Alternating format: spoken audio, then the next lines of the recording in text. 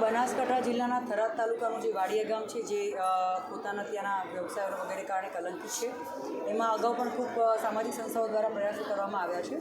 પરંતુ અત્યારે મેં થરાદ ટીડીઓ તરીકે ચાર્જ સંભાળ્યા પછી ત્યાંના જે બહેનો હતા એમને સમજૂત કરી અને ત્યાં સખી મંડળો અમે 8 બનાવ્યા છે.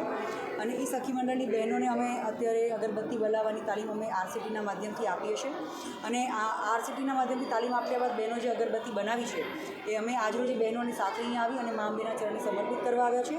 અને બહેનોએ આજરોજ અહીંયા મા અંબેના ચરણે સંકલ્પ લીધો છે કે પોતે પણ ખોટા માર્ગેથી અલગ બદલાઈને સાચા માર્ગે વળશે અને તેઓ પોતે પણ પોતાના ગામની બહેન દીકરીઓને સારા માર્ગે વાળવા માટે પ્રયત્ન કરશે. હવે પછીની કામગીરી બહેનો કેવી રીતે કરશે? હવે પછીની કામગીરીમાં એવું છે કે બહેનોને સોમવારથી અમે કાચો માલ પૂરો પાડીશું.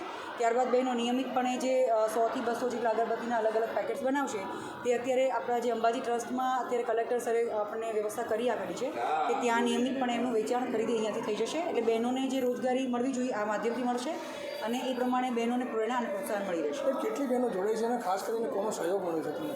જી, અત્યારે અમે જે આ 60 બહેનોને તાલીમ આપી છે અને આ બધા કામગીરીમાં અત્યારે અનેક સામાજિક સંસ્થાઓનો, ખાસ કરીને કલેક્ટરશ્રી, જિલ્લા વહીવટીતંત્રમાં તમામ અધિકારીશ્રીઓનો અને રાજકીય સ્તરે માન્ય આપણા વિધાનસભાના સ્પીકરશ્રી અને સાંસદ પટેલ સાહેબ, પ્રબોધભાઈ પટેલ સાહેબનો પણ ખૂબ સહયોગ મળ્યો છે.